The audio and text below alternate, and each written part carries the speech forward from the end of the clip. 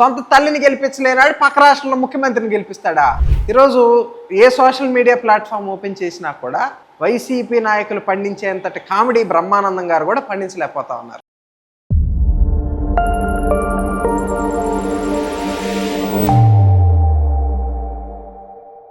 దర్శక్ ఏదైతే తమిళనాడు ఎన్నికల ఫలితాల తర్వాత తమిళనాడు కంటే కూడా ఆంధ్ర రాష్ట్రంలో దాన్ని మరింత రాజకీయం చేస్తూ ఏదైతే ఆ గెలుపుని తమ ఖాతాలో వేసుకుంటూ ఇక్కడ ఉన్నటువంటి వైఎస్ఆర్సీపీ కార్యకర్తలు సోషల్ మీడియా వింగ్ అంతా కూడా జగన్మోహన్ రెడ్డి ఫోటో పెట్టుకోవడం వల్లే విజయ్ అక్కడ ఘన విజయం సాధించాడు, జగన్మోహన్ రెడ్డి ఫోటో పెట్టుకుని ప్రచారం చేయడం వల్లే అంత విజయం సాధించాడు అని చెప్పి ఇక్కడ ఉన్నటువంటి వైఎస్ఆర్సీపీ కార్యకర్తలు నాయకులు కూడా మాట్లాడుతూ ఉన్నటువంటి పరిస్థితి. వైఎస్ఆర్సీపీ సోషల్ మీడియా అంతా కూడా ఇదే వార్త హల్చల్ అవుతా ఉన్నటువంటి పరిస్థితి. ఏంటి అసలు విజయ్ గెలుపుకి జగన్మోహన్ రెడ్డి గెలుపుకి సంబంధం ఏంటి? అంటే ఊళ్ళో పెళ్లి కుక్కల హడావిడి చేసినట్టు వైసీపీ నాయకులు తమిళనాడులో జరిగినటువంటి ఒక రాజకీయ పరిణామాన్ని తీసుకుని ఏదో జగన్మోహన్ రెడ్డి ఫోటో పెట్టుకునే విజయ్ మొత్తం 108 స్థానాల్లో గెలిచినట్టు బిల్డప్ ఇస్తా ఉన్నటువంటి పరిస్థితిని ప్రజలు కూడా గమనిస్తా ఉన్నారు. మరి ప్రజలకు వచ్చిన సందేహం ఏంటంటే నిన్నగాక మొన్న 2024లో జరిగినటువంటి ఎన్నికల్లో 164 స్థానాల్లో జగన్మోహన్ రెడ్డి గారి ఫోటో పెట్టుకున్న అభ్యర్థి ఎవడో గెలవాల. అంటే జగన్మోహన్ రెడ్డి గారికి ఆంధ్రాలోనే ఒక విలువ లేదు, అటువంటి వ్యక్తిని తమిళనాడులో చూసి ఈయన చూసి ఓట్లేశారనేది అదొక పిచ్చి మాట. రెండోది ఏంటంటే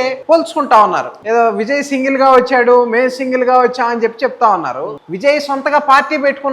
వైసీపీ ఎవరిది? శివకుమార్ పార్టీ. అక్కడ అయితే రాజశేఖర రెడ్డి గారి అభిమానులు జగన్మోహన్ రెడ్డి ఏమిటో తెచ్చుకున్నాడు, కాంగ్రెస్ క్యాడర్ని వెనకాల తెచ్చుకున్నాడు. కానీ విజయ్ దా పరిస్థితి కాదే, సొంతగా ఒక పార్టీ పెట్టుకుని నిలబడినటువంటి వ్యక్తి. ఇంకోటి కూడా తెలియజేస్తా ఉన్నారు, సింహం సింగిల్ గా వచ్చిందని ఒక డైలాగులు చెప్తా ఉన్నారు. అయితే మనం గమనిస్తే వైసీపీ నాయకులు ఎవరో కూడా 2019లో ఈ సింగిల్ గా వచ్చాము, సింహం సింగిల్ గా వచ్చింది ఇలాంటి డైలాగులు చెప్పలా. 2024లో చెప్పారు. కాబట్టి మేము ఇక్కడ ఓ విషయం తెలియజేద్దాం అనుకుంటా ఉన్నాం. సింహం అనేది వేటకు వస్తే అది ఖచ్చితంగా పోరాడి విజయ గర్వంతో వెళ్తుంది తప్ప చతికిలు పడిపోయినాయి అన్ని కూడా సింహాలు కాదు, గ్రామ సింహాలని ప్రజలు భావిస్తా ఉన్నారు, మేము కూడా తెలియజేస్తా ఉన్నాం. ఇక్కడ 2024 ఎన్నికల్లో చావు తప్పి కన్నులు అట్టుపోయినట్టు 11 స్థానాలతో అపోజిషన్ హోదా కూడా రాలా.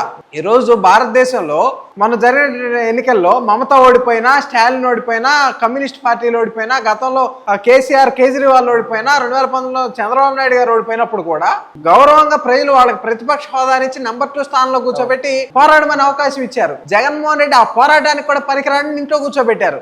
కాబట్టి వ్యత్యాసం ఉంది, దాన్ని వైసీపీ శ్రేణులు కూడా ఇప్పటికైనా గమనించాలని సందర్భంగా తెలియజేస్తా ఉన్నాం. ప్రధానంగా అంటే ఏదైతే వైఎస్ఆర్సీపీ సోషల్ మీడియా అంతా కూడా జగన్మోహన్ రెడ్డి ఫోటో పెట్టుకున్నారని చెప్పి వీళ్ళు మాట్లాడుతూ ఉన్నటువంటి విధానంలో గతంలో ఏదైతే ఎన్నికల ప్రచారం టైంలో ఈ పార్టీకి సంబంధించినటువంటి వైఎస్ఆర్సీపీ పార్టీకి సంబంధించినటువంటి ఆర్కే రోజా తమిళనాడులో డిఎంకే పార్టీకి వెళ్ళి అక్కడ ప్రచారం చేయడం, స్టాలిన్ పార్టీ తరఫున ప్రచారం చేసినటువంటి సందర్భాలు చూసాం. మరి ఆ సందర్భాన్ని మర్చిపోయి ఈ రోజు విజయ్ గెలుపు వెనక జగన్ ఉన్నాడు అని చెప్పి ఎలా మాట్లాడగలుగుతా ఉన్నారు వీళ్ళు? అంటే వైసీపీ శ్రేణులంతా కూడా ఎవరు గెలిస్తే వాళ్ళ పంచం చేరటానికి ముందే స్కెచ్ చేసి పెట్టుకున్నారండి. ఎందుకంటే వైసీపీకి ఆంధ్రాలో మనుగడ లేనటువంటి పరిస్థితి. కాకపోతే మేమేదో అసలు దైవాంశ సంభూతులం అన్నట్టు చెప్పుకోవడానికి, వాళ్ళని కలిస్తే ఏదో అంతా కూడా అదృష్టం తగులుకుంటుందని చెప్పుకునే ప్రయత్నంలోనే ఇవన్నీ కూడా చేసినటువంటి పరిస్థితి ఉంది. జగన్మోహన్ రెడ్డి గారు విజయ్తో ఫోటో దిగుతారు, అదే విధంగా స్టాలిన్ గారు వస్తే అదే ఫంక్షన్ లో స్టాలిన్ గారితో ఫోటో దిగుతారు, పళనిస్వామి వస్తే ఆయనతో ఫోటో దిగుతారు. అంటే ఎవరు గెలిస్తే వాళ్ళతో ఫోటో వేసుకుని వీళ్ళు మా వాళ్ళే గెలిచారని చెప్పుకునేటువంటి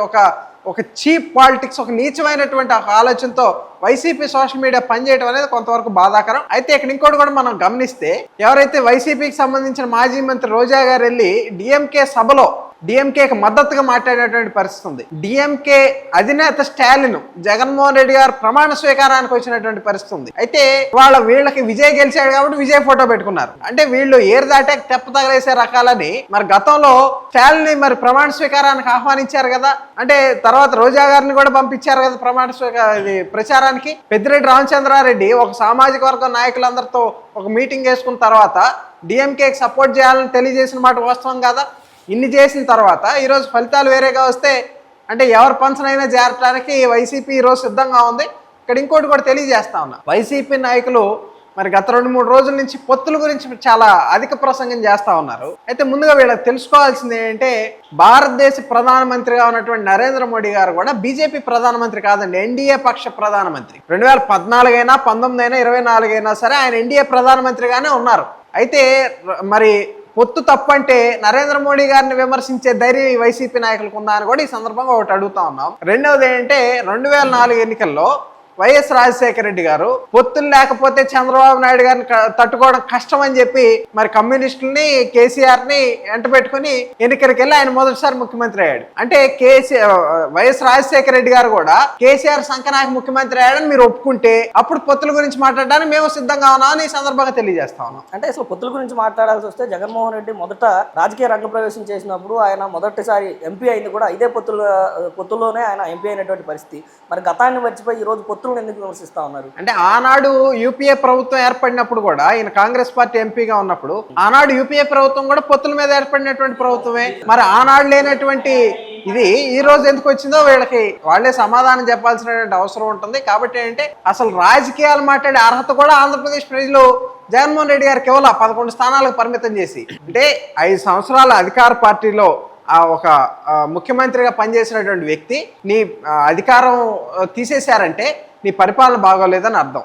నీ కనీసం ప్రతిపక్ష హోదా కూడా ఇవ్వలేదంటే నువ్వు అసలు పోరాటానికే పనికిరావని అర్థం. అంటే ఈ 2 తీర్పులు ఆంధ్రప్రదేశ్ ప్రజలు 2024 ఎన్నికల్లో ఒక ఎన్నికలోనే ఇచ్చేశారు. కాబట్టి ఇప్పటికైనా బుద్ధి తెచ్చుకుని కనీసం ఏమైనా ప్రజల సమస్యలు ఏమైనా ఉంటే ప్రస్తావించాల్సింది పోయి పక్క రాష్ట్రంలో ఏదో ఎన్నికలు జరిగినాయి అక్కడ మా వాళ్ళే గెలిచారంటే దేశవ్యాప్తంగా నవ్వుతా ఉన్నారు. కాబట్టి ఇప్పటికైనా సరే వీళ్ళందరూ అర్థం చేసుకోవాలని ఈ సందర్భంగా తెలియజేస్తా ఉన్నాం. ప్రధానంగా ఏదైతే అసలు ఈ తమిళనాడు విజయం వెనక జగన్మోహన్ రెడ్డి ఉన్నారు అని చెప్పి ఇప్పుడు ఏదైతే వైఎస్ఆర్సీపీ సోషల్ మీడియా మాట్లాడుతూ ఉందో, ఏదైతే ఆర్కే రోజా ప్రచారం చేసినటువంటి కాన్స్టిట్యున్సీ ఓడిపోయినటువంటి అసలు కాదండి, తమిళనాడు విజయం వెనక జగన్మోహన్ రెడ్డి ఉంటామంటే మరి 2014లో ఆయన సొంత తల్లి పోటీ చేసినటువంటి విశాఖ పార్లమెంటు స్థానాన్ని జగన్మోహన్ రెడ్డి గారు ఎందుకు గెలిపించుకోలేకపోయాడు? సొంత తల్లిని గెలిపించలేనాడు, పక్క రాష్ట్రంలో ముఖ్యమంత్రిని గెలిపిస్తాడా? కాబట్టి ఏంటి ఇవన్నీ కూడా ఈ పిచ్చి మాటలు ఇప్పటికైనా సరే తగ్గించుకోండి. అంటే ఇక్కడ ఒకటి స్పష్టంగా అర్థమవుతా ఉంది, వైసీపీ నాయకులకి ఆంధ్రప్రదేశ్లో పోరాటం చేయడానికి నిజమైనటువంటి ప్రజా సమస్యలు ఏవి దొరకక, కాబట్టి ఏదో ఒక రకంగా న్యూస్లో ఉండాలి కాబట్టి ఏదో సెన్సేషనల్ కామెంట్, అది పాజిటివ్ పబ్లిసిటీ అయినా నెగిటివ్ పబ్లిసిటీ అయినా ఏదో ఒకటి జనాల్లో కనబడాలనే ఒకే ఒక ఉద్దేశంతో ఇవన్నీ చీప్ పాలిటిక్స్ అన్ని కూడా చేస్తూ ఉన్నారు. నిజంగా ఈరోజు జగన్మోహన్ రెడ్డి గారికి ధైర్యం ఉంటే ఆయన ఏ పక్షంతో ఉంటాడో స్పష్టంగా తెలియజేయాలి కదా. భారతదేశ రాజకీయ ముఖ చిత్రంలో నా స్టాండ్ ఇది అని తెలియజేయనటువంటి నాయకుడు జగన్మోహన్ రెడ్డి. ఎందుకంటే నేను ఎన్డీఏతో ఉండనని గతంలో చెప్పాడు, మరి ఎన్డీఏ పెట్టే ప్రతి బిల్లుకి మద్దతు ఇస్తా ఉన్నాడు. అంటే తను చెప్పిన మాట మీదే తను నిలబడలేనటువంటి ఒక దౌర్భాగ్యకరమైనటువంటి రాజకీయ నాయకుడు బహుశా భారతదేశంలో ఎవరు లేరు. ఇంకోటి కూడా ఏంటంటే భారతదేశ రాజకీయ వ్యవస్థలో 5 సంవత్సరాల పాటు ఏదో ఒక 151 సీట్లు మ్యాండేట్తో పరిపాలించినటువంటి ఒక ప్రభుత్వం మరి ఇంత ఘోరంగా అసలు అపోజిషన్ స్థానం కూడా రాకుండా ఓడిపోయినటువంటి ఏకైక రాజకీయ పార్టీ వైఎస్ఆర్ కాంగ్రెస్ పార్టీ. భారతదేశంలో చాలా పార్టీలు ఓడిపోయినాయి, కానీ అసలు ఘోర పరాభవం 11 స్థానాలు పరిపోయినటువంటి పార్టీ వైఎస్ఆర్ కాంగ్రెస్ పార్టీని. అంటే ప్రపంచంలో అసలు ఎక్కడా లేనటువంటి రికార్డులన్నీ జగన్మోహన్ రెడ్డి గారికే ఉంటాయి. కాబట్టి ఏంటి ఇప్పటికైనా తెలుసుకోండి, 2029 ఎన్నికల్లో కనీసం ఈ ప్రతిపక్ష స్థానానికైనా ఆ పోటీ పడినా ఈ సందర్భంగా తెలియజేస్తా ఉన్నాం. తమిళనాడు ఎన్నికల విషయానికి వస్తే ఎన్నికల ప్రచారంలో ఏదైతే ఎన్డీఏ కూటమి తరఫున చంద్రబాబు నాయుడు గారు వెళ్ళి ప్రచారం చేసినటువంటి నియోజకవర్గాలన్నింటిలోనూ దాదాపు ఎన్డీఏ నాయకులు గెలిచినటువంటి పరిస్థితి, అక్కడ అభ్యర్థులు గెలిచినటువంటి పరిస్థితులు చూస్తూ ఉన్నాం. ఏదైతే డిఎంకే తరఫున వెళ్ళి ప్రచారం చేసినటువంటి ఆర్కే రోజా ప్రచారం చేసినటువంటి సీఎం క్యాండిడేట్ స్టాలినే ఓడిపోయినటువంటి పరిస్థితులు చూసాం. అంటే వాళ్ళు ప్రచారం చేసినటువంటి క్యాండిడేట్లు ఓడిపోగా, లేదంటే చంద్రబాబు నాయుడు గారు ప్రచారం చేసినటువంటి క్యాండిడేట్లు అందరూ గెలిచినటువంటి సందర్భాన్ని కూడా మర్చిపోయి మా వల్లే గెలిచారు అని చెప్పి ఎలా మాట్లాడగలుగుతా ఉన్నారు? అంటే ఆంధ్రప్రదేశ్ రాష్ట్ర రాజకీయాల్లో 2024 నుంచి మనం చూస్తే చాలా సీరియస్గా డెవలప్మెంట్ వైపు సంక్షేమం వైపు ప్రభుత్వం దూసుకెళ్తా ఉన్నటువంటి పరిస్థితుల్లో మరి ఎక్కడా కూడా రాష్ట్ర ప్రజలకి ఎంటర్టైన్మెంట్ లేదు. ఖచ్చితంగా రాష్ట్ర ప్రజలందరికీ కూడా ఒక కామెడీ అనేది కావాలి నవ్వుకోవడానికి. ఈరోజు ఏ సోషల్ మీడియా ప్లాట్ఫామ్ ఓపెన్ చేసినా కూడా వైసీపీ నాయకులు పండించేంతటి కామెడీ బ్రహ్మానందం గారు కూడా పండించలేకపోతా ఉన్నారు. కాబట్టి ఏంటంటే ప్రజలు ఎంజాయ్ చేస్తా ఉన్నారు, నవ్వుకుని వదిలేస్తా ఉన్నారు. అసలు వైఎస్ఆర్ కాంగ్రెస్ పార్టీ ఒక సీరియస్ పాలిటిక్స్ చేసే ఒక రాజకీయ పార్టీగా పరిగణించడమే జనాలు మానేశారు. ఎందుకంటే గతంలో అదేదిగో మావిగన్ అన్నారు, 4 రోజులు పట్టుకుని తిరిగారు, తర్వాత మావిగన్ లేదు, జగన్మోహన్ రెడ్డి గారు కూడా ఆంధ్రప్రదేశ్ లో లేడు. అంటే ఈయన కూడా ఒక సీజనల్ పొలిటీషియన్ లాగా మరి గతంలో చంద్రబాబు నాయుడు గారిని విమర్శించారు కదా, హైదరాబాద్ లో ఉంటే ఆయన ఆంధ్రప్రదేశ్ లో ఉండట్లేదని విమర్శించినటువంటి ప్రబుద్ధులకి ఈ సందర్భంగా ఒకటి తెలియజేస్తా ఉన్నాం. హైదరాబాద్ అనేది ఆంధ్రప్రదేశ్ రాష్ట్రానికి 10 సంవత్సరాల పాటు ఉమ్మడి రాజధాని. పైగా చంద్రబాబు నాయుడు గారు మరి 9 సంవత్సరాలు ఉమ్మడి రాష్ట్రానికి ముఖ్యమంత్రిగా పనిచేసినటువంటి వ్యక్తి. ఆయన హైదరాబాద్లో అయినా ఉండొచ్చు, అమరావతిలో అయినా ఉండొచ్చు, ఎక్కడైనా ఉండొచ్చు. కానీ జగన్మోహన్ రెడ్డి గారికి కర్ణాటకతో ఏం సంబంధం ఉందని చెప్పి ఈయన మాట్లాడితే బెంగళూరు వెళ్తాడు.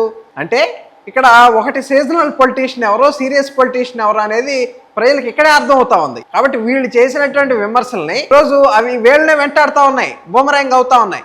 కాబట్టి ఎప్పటికైనా సరే కొద్దో గొప్ప బుద్ధి తెచ్చుకుంటే 2029 ఎన్నికలకి ప్రతిపక్ష హోదా వస్తుంది. లేకపోతే ఆ ప్రతిపక్ష హోదా కూడా ఇచ్చే పరిస్థితుల్లో మళ్ళీ ఆంధ్రప్రదేశ్ ప్రజలు పూర్తిగా ఒక ఫిక్స్డ్ మైండ్ సెట్ తో ఉన్నారు. వైఎస్ఆర్ కాంగ్రెస్ పార్టీని ఒక కామెడీ చేసేటటువంటి కొంతమంది ఒక ఆర్టిస్టుల బృందంగానే చూస్తున్నారు తప్ప రాజకీయ నాయకులుగా అయితే చూసే ప్రసక్తే లేదని కూడా సందర్భంగా తెలియజేస్తాం. ఇక్కడ ప్రధానంగా అంటే రాజకీయంగా తీసుకుంటే ఏదైతే తెలుగుదేశం పార్టీని స్థాపించి 9 నెలల్లోనే అధికారం తీసుకొచ్చినటువంటి వ్యక్తి నందమూరి తారక రామారావు గారు. ఆ తర్వాత ఏదైతే 2 సంవత్సరాల్లో టీవీకే పార్టీ అని పెట్టి 2 సంవత్సరాల్లోనే ఈరోజు రాష్ట్రంలో ముఖ్యమంత్రి స్థాయిలో విజయ్ కూర్చున్నటువంటి పరిస్థితి, విజయ్కి ఉన్నటువంటి పరిస్థితి. కానీ పార్టీ స్థాపించినటువంటి 10 సంవత్సరాలకు అధికారంలోకి వచ్చినటువంటి వైఎస్ఆర్ కాంగ్రెస్ పార్టీ 5 సంవత్సరాల తర్వాత కనీసం ప్రతిపక్ష హోదా కూడా దక్కనటువంటి వైఎస్ఆర్ కాంగ్రెస్ పార్టీ రాజకీయాల గురించి లేదంటే ఏదైతే ఎన్నికలకు సంబంధించి మేము సింగిల్ గా వస్తా ఉన్నాం, విజయ్ని మేమే గెలిపించామని చెప్పి ఎలా మాట్లాడగలుగుతా ఉన్నారు? అసలు ఆ పార్టీకి తెలుగుదేశం పార్టీ కార్యకర్తలుగా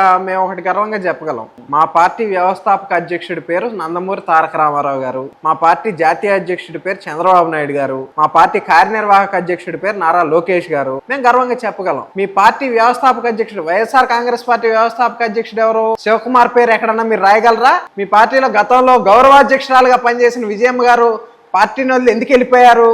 అదే విజయమ్మ గారు మీ మీద కేసులు, మీ జగన్మోహన్ రెడ్డి గారి మీద కేసులు ఎందుకు వేశారు? కాబట్టి వీటికి సమాధానాలు ఎత్తుక్కునే పనిలో వైఎస్ఆర్ కాంగ్రెస్ పార్టీ ఉంటే మంచిది. తెలుగుదేశం పార్టీని విమర్శించేంత స్థాయి, అర్హత ఆ పార్టీకి కానీ ఆ పార్టీ శ్రేణులకు కానీ లేదని ఈ సందర్భంగా తెలియజేస్తా ఉన్నాం. అసలు ఈ 2 పార్టీలతో పోల్చుకునేటువంటి హక్కు అయినా ఉందంటారు? అంటే ఏదైతే 9 నెలలకు అధికారంలోకి వచ్చినటువంటి పార్టీ తెలుగుదేశం పార్టీ, 2 సంవత్సరాల్లోనే అధికారంలోకి వచ్చినటువంటి పార్టీ టీవీకే పార్టీ, అలాంటిది 10 సంవత్సరాలు కష్టపడి తర్వాత ప్రతిపక్ష హోదా కూడా లేకుండా పోయినటువంటి పార్టీ ఈరోజు ఈ 2 పార్టీలతో పోటీ పడుతూ లేదంటే ఈ 2 పార్టీలపై విమర్శలు చేస్తూ ఈ 2 పార్టీలతో పోల్చుకుంటూ మాట్లాడటం అంటే పార్టీ సొంతగా పెట్టుకోలేనటువంటి వ్యక్తి జగన్మోహన్ రెడ్డి గారు. ఎవరో పక్కన పార్టీ పెడితే కొనుక్కున్నాడో మరి కొట్టేశాడో తెలియనటువంటి పరిస్థితి ఈరోజు ఆ పార్టీ కార్యకర్తలకు కూడా తెలియదు. ఇవాళకి గూగుల్లో founder of YSR Congress party అంటే అడ్వకేట్ శివకుమార్ పేరే వస్తుంది. కాబట్టి ఏంటంటే జగన్మోహన్ రెడ్డి గారిని ఎవరైనా అడగగలిగితే అడగండి, వెళ్ళి అన్నా మేము మన పార్టీ ఎందుకు పెట్టుకోలేకపోయా అని అడిగితే ఆయన ఏమన్నా సమాధానం చెప్తే ముందు మీరు తర్వాత వేరే పార్టీల మీద విమర్శలు చేసుకోవచ్చు.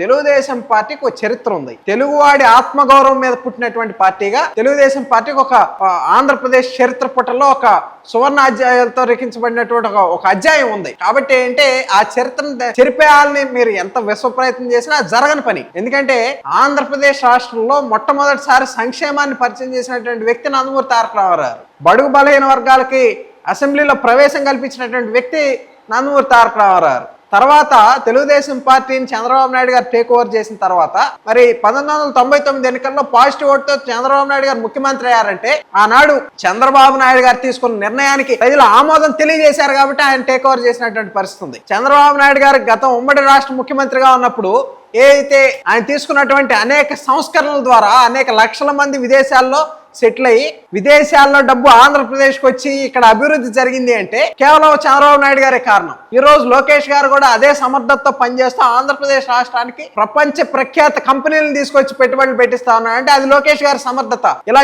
జగన్మోహన్ రెడ్డి గాని ఆయన పార్టీ గాని మా సమర్థత ఇది, మా సత్తా ఇదని చెప్పగలరా? వీళ్ళ సమర్థత అంతా కూడా రాళ్లు పాతటంలో, లేదంటే గొడ్డల వేట్లు వేయడంలో, లేదంటే స్కాములు చేయడంలో, రంగులేసి రంగులు తీసిన దాంట్లో 3,000 కోట్లు కొట్టేయడంలో, వీటిల్లో వీళ్ళ సమర్థత ఉంది. తెలుగుదేశం పార్టీకి వైఎస్ఆర్ కాంగ్రెస్ పార్టీకి ఉన్న వ్యత్యాసాన్ని ప్రజలు గమనించారు కాబట్టి వైఎస్ఆర్ కాంగ్రెస్ పార్టీ ప్రతిపక్ష హోదా కూడా ఇవ్వలేదు. కాబట్టి ఇవాళకైనా సరే కనీసం బుద్ధి తెచ్చుకొని ముందు గురువింద కింద సామెత ఒకటి ఉంటుంది. కాబట్టి మీ కింద ఉన్నటువంటి నలుపుని మీరు తెలుసుకుని తర్వాత పక్కన విమర్శిస్తే బాగుంటుందని కూడా ఈ సందర్భంగా తెలియజేస్తాం.